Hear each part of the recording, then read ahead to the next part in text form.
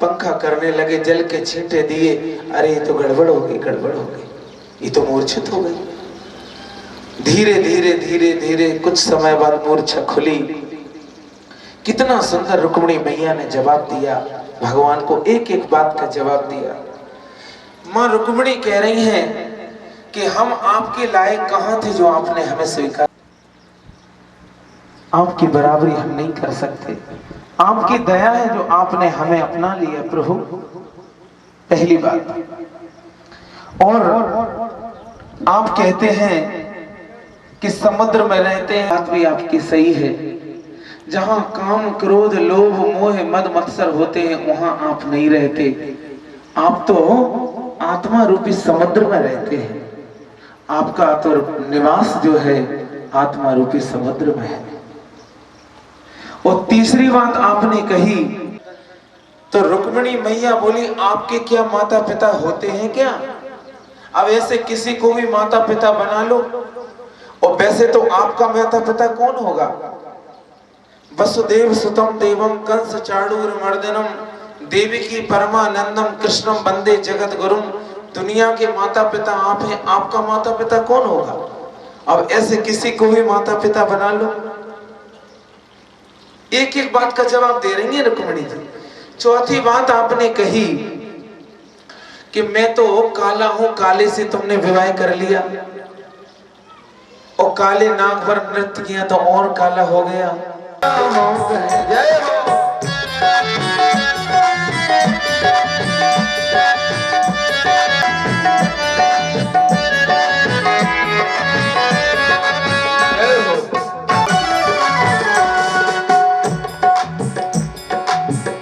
जब से देखा तुम्हें जाने क्या हो गया, जब से देखा तुम्हें जाने क्या हो गया, मेरे माँ के बिहारी मैं तेरा हो गया, मेरे माँ के।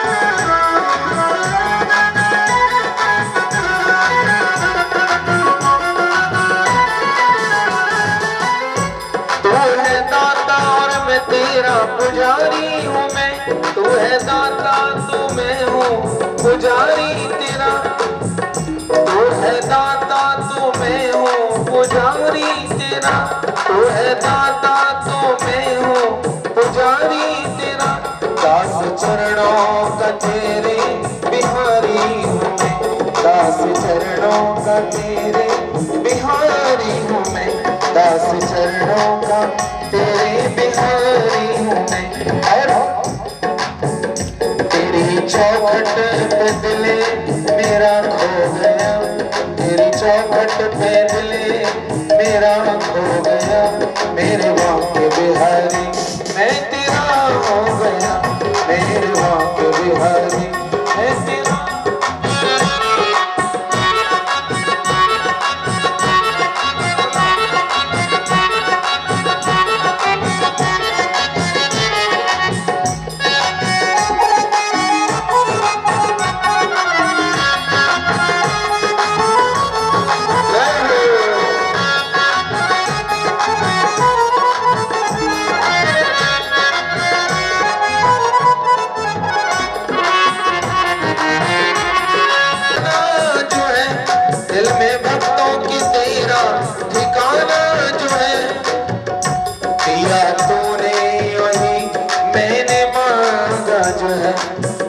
दिया तूने यही मैंने मांगा जो है, दिया तूने यही मैंने मांगा जो है।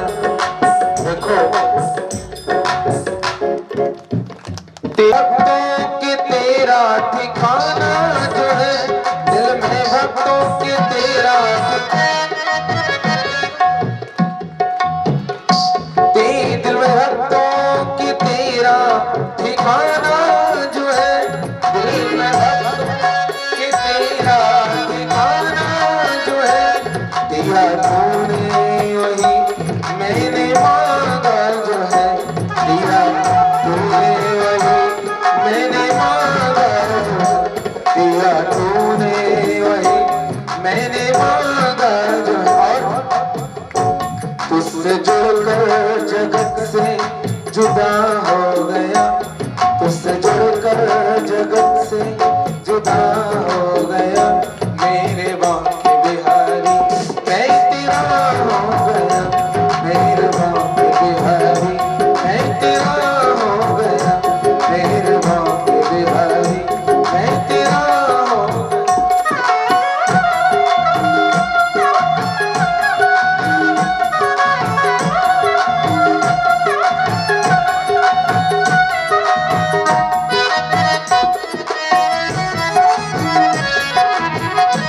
दरकार मुझे आसरा मिल गया, तेरे दरकार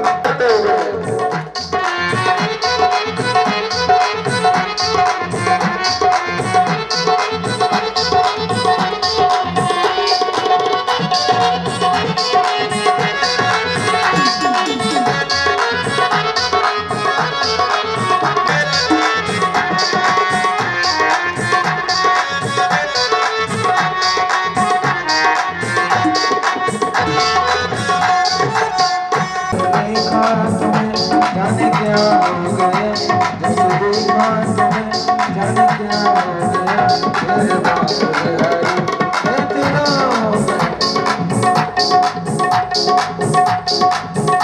मेरे बांके बिहारी मैं तेरा से होगा।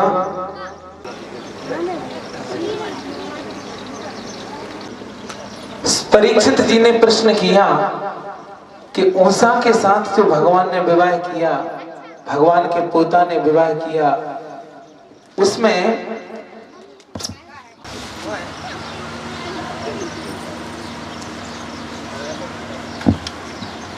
श्री राधे जय श्री राधे, श्री राधे जय श्री राधे, उसमें कृष्ण बेटी थी, बाणासुर की बेटी उषा थी। एक दिन सपने में इसने अनिरुद्ध जी का दर्शन किया।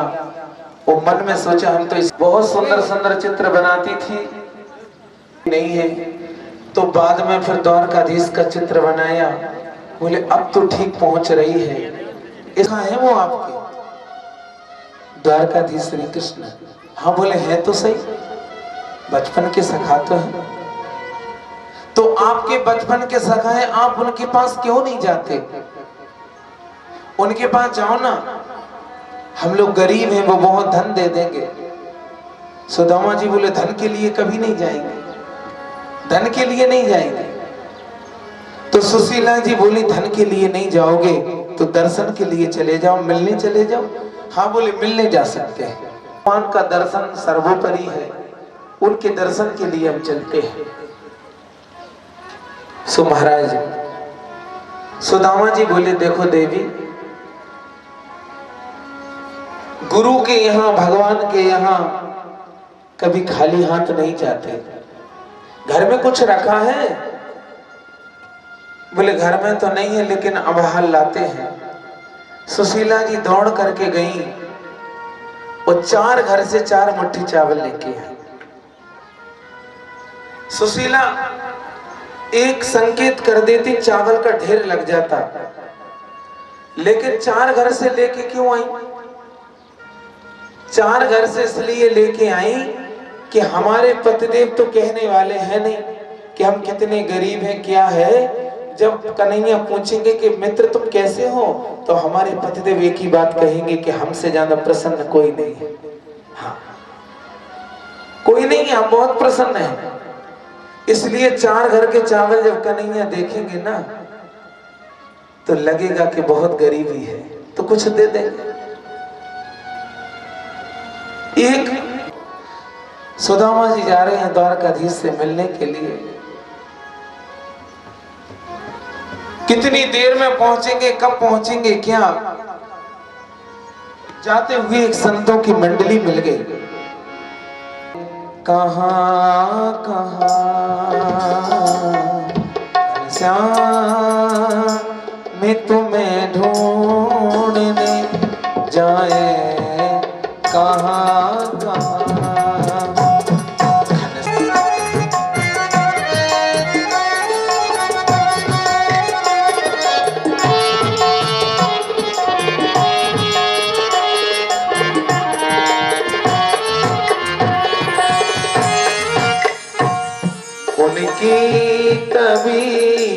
देख कर खुद बन गए मरी, उनकी तबीब देख कर खुद बन गए मरी, उनकी तबीब देख कर खुद बन गए मरी, उनकी तबीब देख कर खुद बन गए मरी।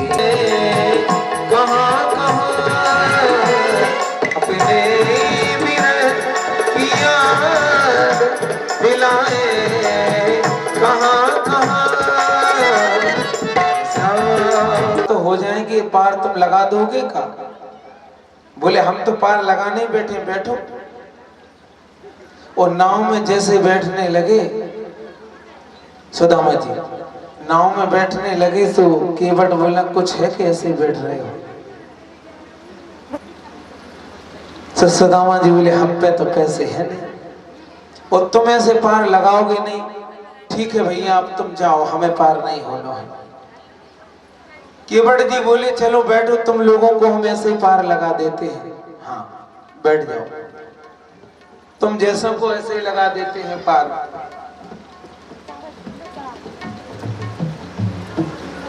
केवट जी बोले महाराज कहाँ जा रहे हो?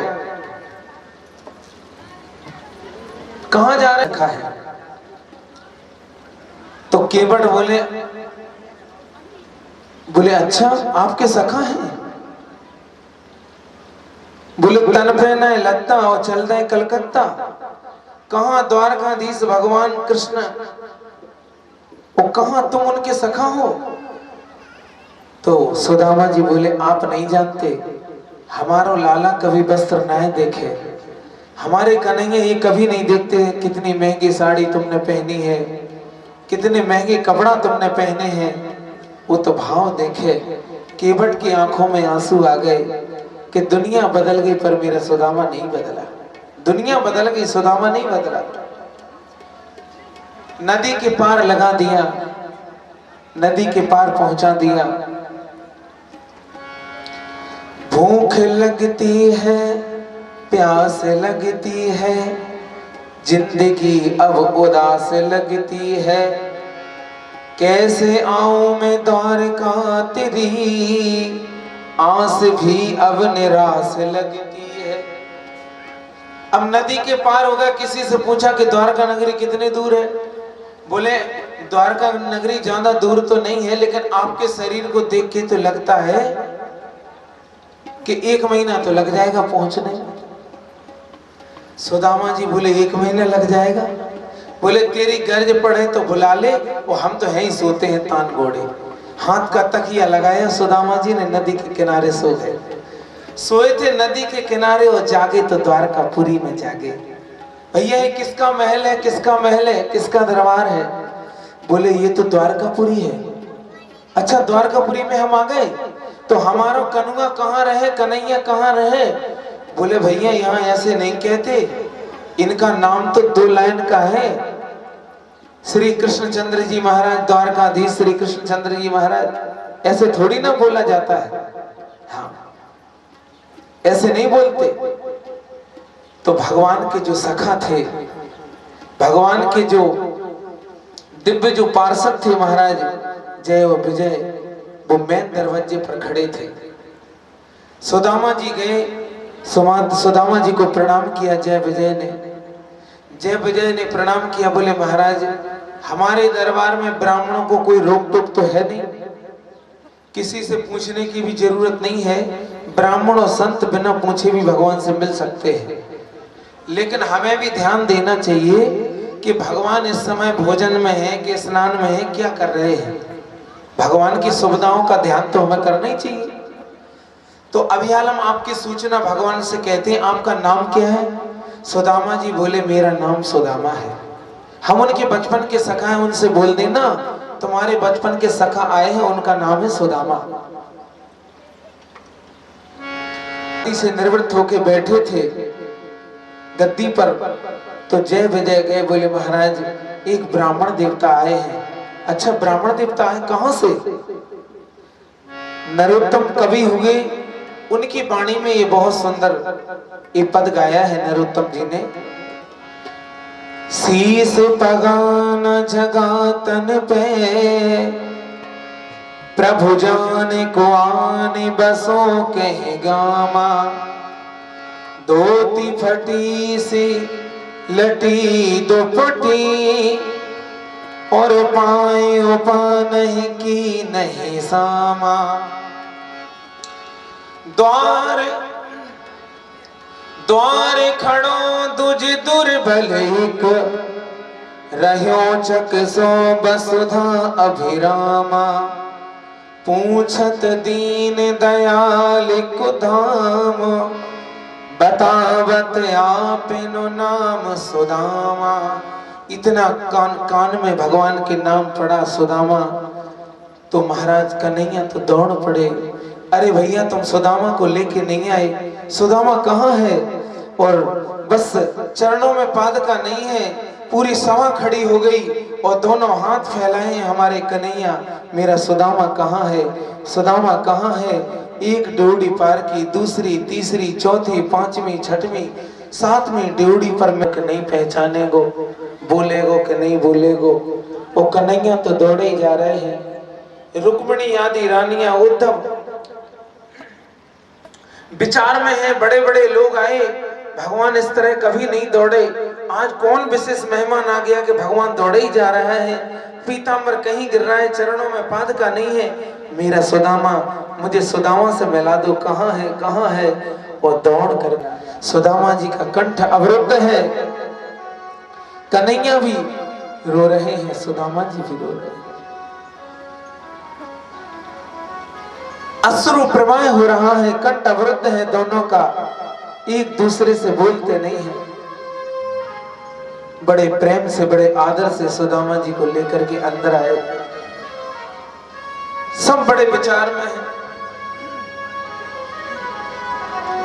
क्योंकि हम लोग अपना आदर उसको देते हैं जो हमारी बराबरी वाला हो।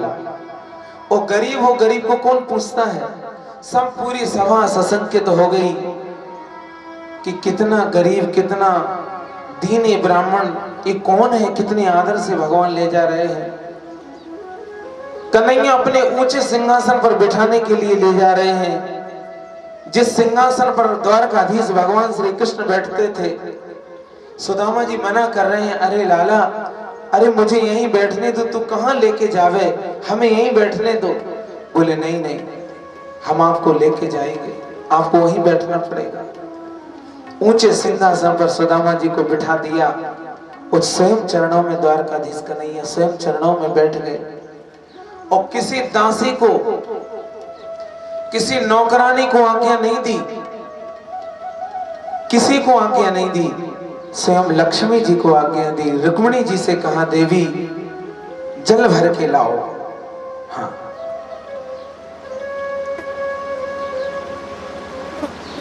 इनको रोको ना, इधर थोड़ा भिक्षा लेने के लिए गई।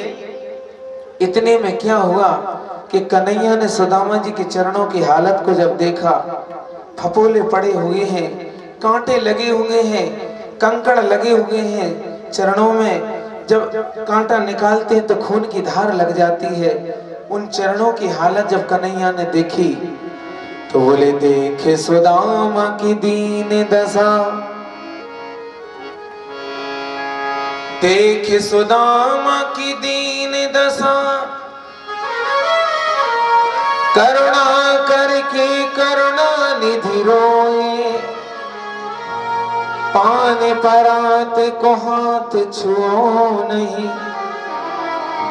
नैनन के जल सो पग धोए।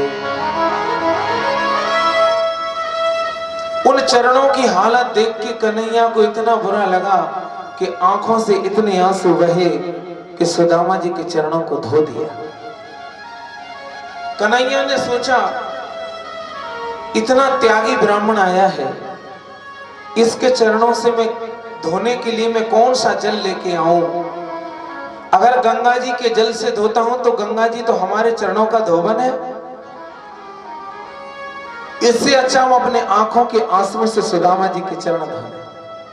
सुदामा जी के चरणों को भगवान ने अपने आंखों के आंसुओं से धोया। सुदामा जी भी रो रहे हैं भाव में, कन्हैया भी रो रहे हैं। ऊंचे सिंहासन पर बिठाकर चरण धोए। विप्र प्रसादाद धरणी धरोहम, विप्र प्रसादाद कमलावरोहम। भगवान कह रहे आज मैं जो कुछ भी हूं ब्राह्मणों के आज मैं जहां हूं जो भी हूं ब्राह्मणों के आशीर्वाद से। सुखदेव जी कह रहे हैं राजन, ये जो सुदामा जी का स्वागत है किसी भिखमंगे का स्वागत नहीं है, किसी गरीब ब्राह्मण का स्वागत नहीं है। क्यों? ज्यादा पकवान मिष्ठान खाए हुए सो भजन में मन नहीं लगे, इसलिए हम ज्यादा पकवान मिष्ठान नहीं खाते।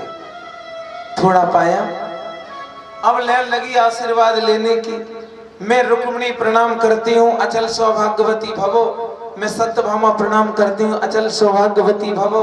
मैं मित्रवृंदा प्रणाम करती हूँ, मैं भद्रा। अब बताओ आप ही 10-50 बार ऐसे ऐसे करो तो हाथ दर्द होंगे कि नहीं? अब 16,108 बार कैसे ऐसे करने दो। सो कन्हैया बगल में थे, कन्हैया से बोले लाला सुनियो। कन्हैया बोले हाँ बताओ क्या बात है।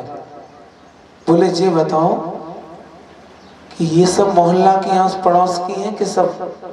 बोले नहीं ना, ये तो सब अपनी ही है, मोहल्ला आस पड़ोस की नहीं है, सब अपनी है। बोले कितनी है? बोले ज्यादा नहीं है, 16,108, ज्यादा नहीं है। कन्हैया सुदामा जी बोले भैया हमारे बस की बात नहीं है। हाँ इतना आशीर्वाद कब तो न देंगे, एक काम कर तू ही हमें प्रणाम कर ले, हम तुम्हें ही आशीर्वाद दे जाएंगे, तो सबको आशीर्वाद मिल जाएगा। इस पृथ्वी के एक ब्राह्मण में वो सामर्थ्य है, तपस्वी ब्राह्मण में वो सामर्थ्य है कि वो बताओ कह रहा है भगवान को कि तुम हमें प्रणाम करो, हम तुम्हें आशीर्वाद देते। भगवान ने प्रणाम किया और सुदामा जी महाराज ने कन्हैया को आशीर्वाद दिया। चलो आराम करते हैं।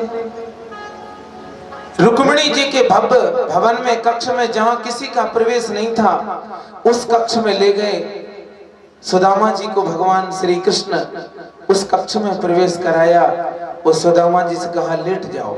सुदामा जी लेट गए और चरणों में द्वारकाधीश कृष्ण बैठ गए और सिर की तरफ लक्ष्मी जी रुक्मिणी खड़ी हो गई, पंखा करने लगी,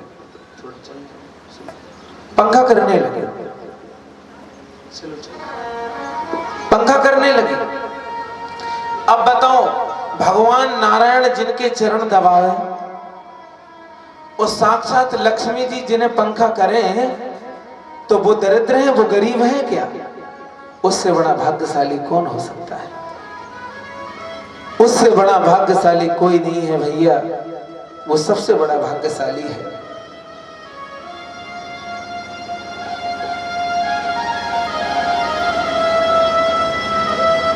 बोले ये बताओ भैया विवाह किया कि नहीं?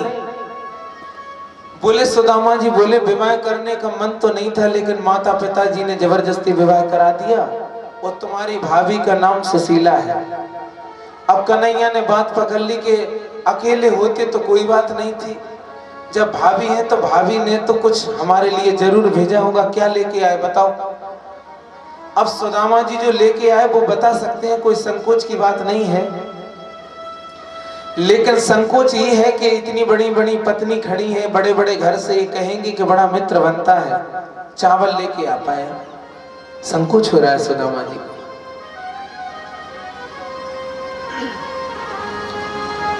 तुम्हारी भाभी का नाम सुशीला है। सुदामा जी बार बार वो बात पलटते, बोले देखो गुरुजी कहते थे कि सुदामा पढ़ाई में बहुत तेज है और कन्हैया ऊधम में बहुत तेज है। और तुम्हें कन्हैया याद है ना, वो कितनी जोर की आंधी तूफान आया था, वो जल भर गिरा था, जल वृष्टि हुई थी, हम लकड़ी बीनने के लिए जंगल में गए थे, याद है? लेकिन कन्हैया कहते भाभी ने क्या भेजा है, तुम तो वो दो। हाँ, भाभी ने क्या भेजा है बताओ? सुदामा जी बोले जी बताओ कन्हैया, तू जीव जिस बात पे अड़ जावे फिर वो भूले थोड़ी। अरे भाभी वाली बात बाद में ना कर सके, अभी जरूरी है क्या? बोले नहीं, जरूर भेजा होगा। कन्हैया ने सोचा कि ऐसे तो ये देने वाले हैं नहीं। कन्हैया चरण दबाते रहे, फिर बोले कि आपके हाथ भी दर्द हो रहे हैं, बताओ हाथ दबा दे। सुदामा जी बोले हाथ से मत बोलना, हाँ हाथ से नहीं बोलना, तुम तो केवल चरण दबाओ। चरण दबाते कन्हैया को वो पोटली दिख रही थी, वो एक झटके में वो पोटली खींची तो उसमें देखा एक भी चावल साबुत नहीं है, कई घरों के चावल हैं। और भगवान जब देते हैं ना तो ये भूल जाते हैं कि मैं कितना दे रहा हूं। एक मुट्ठी चावल लेते हुए बोले कि एक लोक की संपत्ति हमने सुदामा जी को दे दी। दूसरी मुट्ठी फिर ली, दूसरे लोक की संपत्ति हमने सुदामा जी को दी। और तीसरी मुट्ठी भी डालने लगे तो रुक्मिणी जी ने हाथ पकड़ दिया। बोले क्यों, फिर खुद सुदामा बनना चाहते हो क्या? कम से कम एक लोक तो अपने पास में रख लो, 2 लोक दे दिए तुमने, खूब बरस रहे हो। वो भी ब्राह्मण थे, बिन्ने तुम्हारी छाती पर लात मारी थी भृगु, क्योंकि देवताओं की परीक्षा के लिए भृगु जी गए, शंकर जी मिलने के लिए गए तो मिले नहीं, इसलिए शंकर जी को क्रोध आ गया और भृगु जी क्षीरसागर के पास कभी नहीं रहेंगे। लक्ष्मी जी ने कह दिया ब्राह्मणों के पास नहीं रहेंगे। तो भृगु जी बोले अरे देवी पहले सुन तो लो पूरी बात, आपने तो श्राप ही दे दिया। बोले हम तो आपके पति को बहुत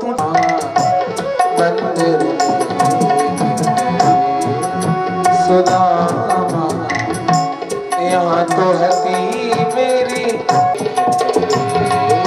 सुदामा मंदिर सुदामा मंदिर मंदिर मंदिर।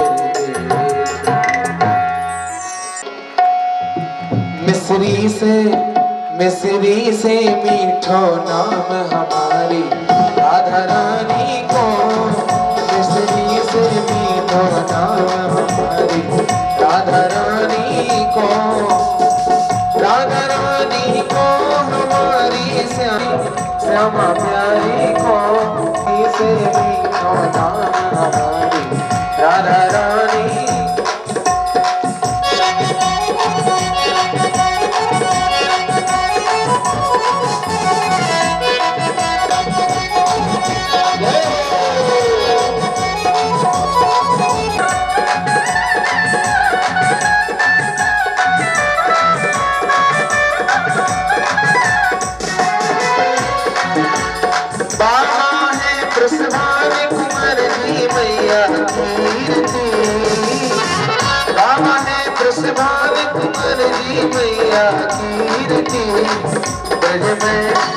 ब्रज में बरसाना हमारी राधा रानी को, ब्रज में बरसाना हमारी राधा रानी को।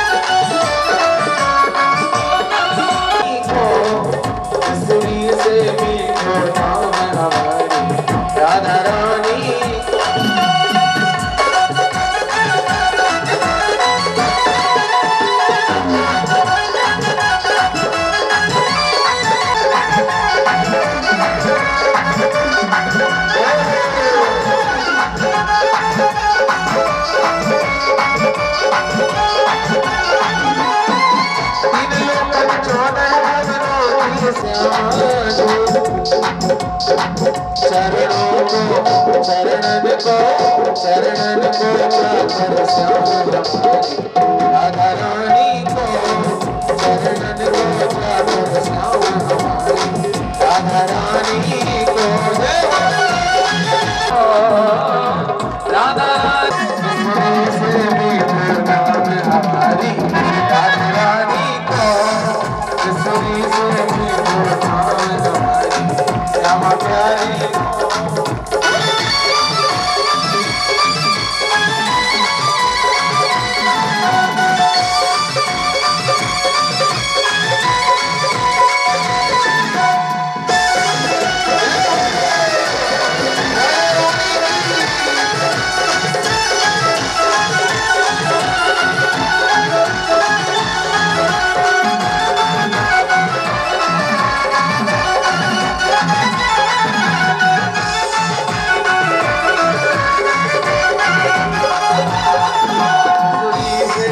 देखो नाम हमारी राधा रानी को, सही से देखो नाम हमारी राधा रानी को, राधा रानी को हमारी श्यामा प्यारी को, राधा रानी को हमारी श्यामा प्यारी को,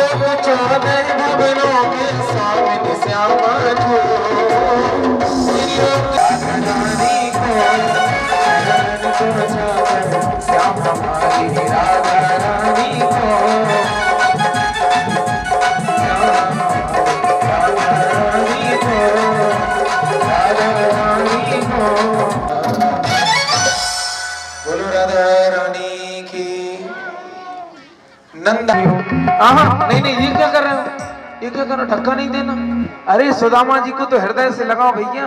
हाँ, अरे नहीं नहीं नहीं, ये क्या कर, नहीं है तो लगन तू लगा दे, तेरे बिना पल ना जियो, मुझे ऐसी लगन तू लगा दे, तेरे बिना पल ना जियो, ऐसी लगन तू लगा। कुर्सी बचा दो, कुर्सी दे दो सुदामा जी के लिए, कुर्सी दे दो।